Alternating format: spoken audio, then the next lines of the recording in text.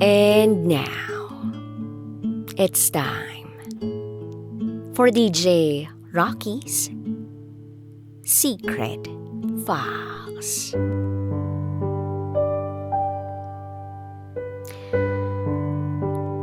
Ayaw sa akin ng pamilya ko.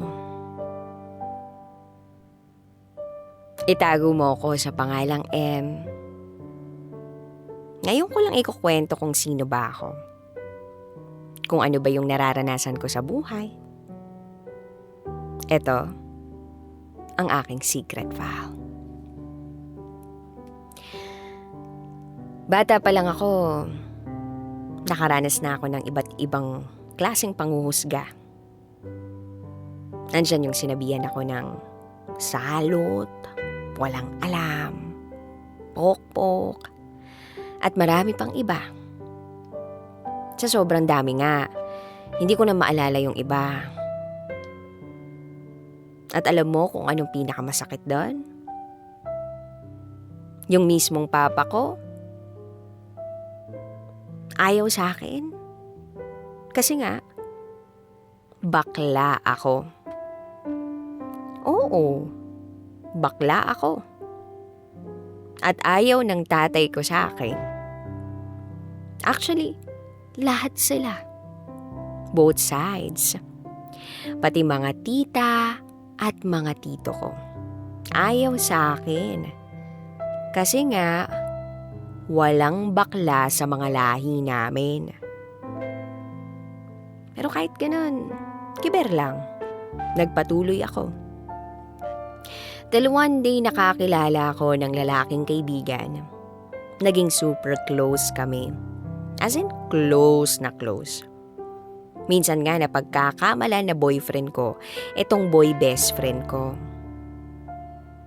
Akala ko nga, matatapos na lahat ng paghihirap ko. Doon pa lang pala magsisimula ang pinakamahirap. Hindi ko alam kung bakit laging yung mali ko yung nakikita ng pamilya ko sa akin. Hindi ko nga alam kung paano ko maipagtatanggol yung sarili ko sa kabila ng mga maling ikinukwento ng tita ko tungkol sa akin.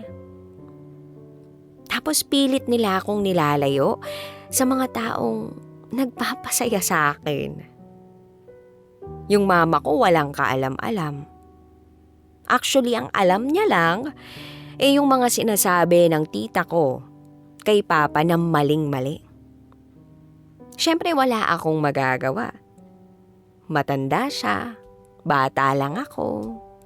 Di ba ganun naman talaga? Mas pinaniniwalaan ng mga papa at mama natin yung matatanda.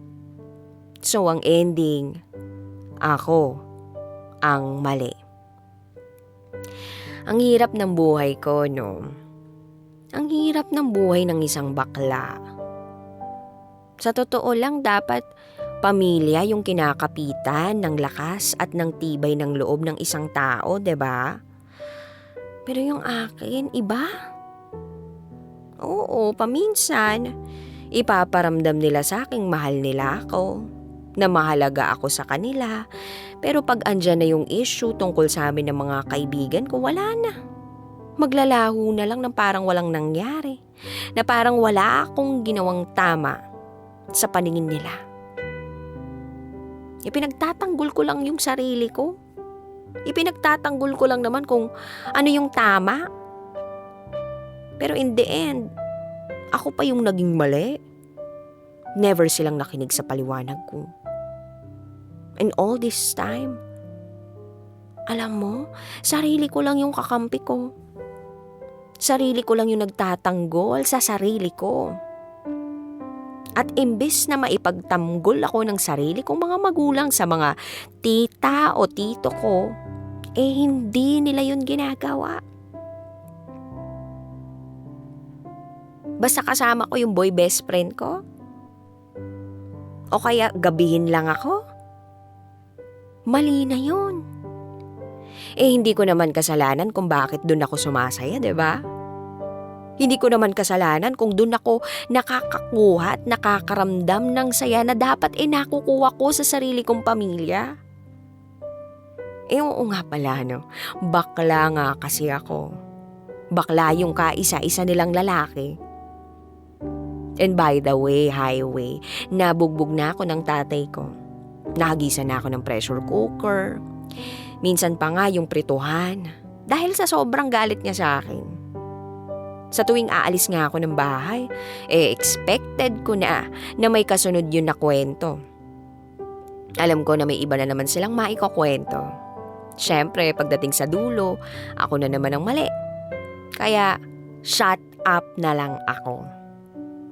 Sabi pa nga ng papa ko minsan, isa na lang daw, bubugbugin niya na uli ako. Isa na lang daw. Masama ba na maipagtanggol ko rin yung sarili ko? Hindi ko alam. Wala akong kalaban-laban eh. Wala. Sa paningin nila, bakla ako. Tapos, yung lola ko, mainit dugo sa akin, no?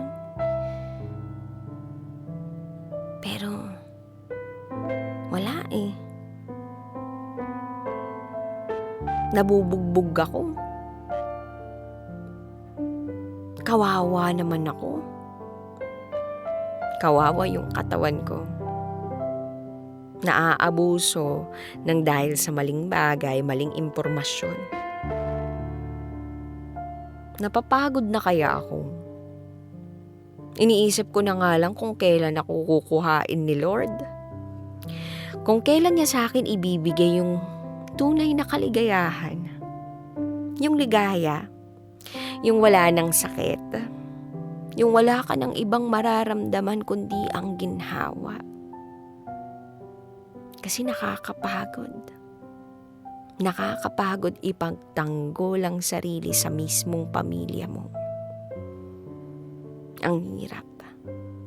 Ayoko naman na iwan yung kaibigan ko para lang sa maling impormasyon. Alam ko naman sa sarili kong wala akong ginagawang masama. Ewan ko ba?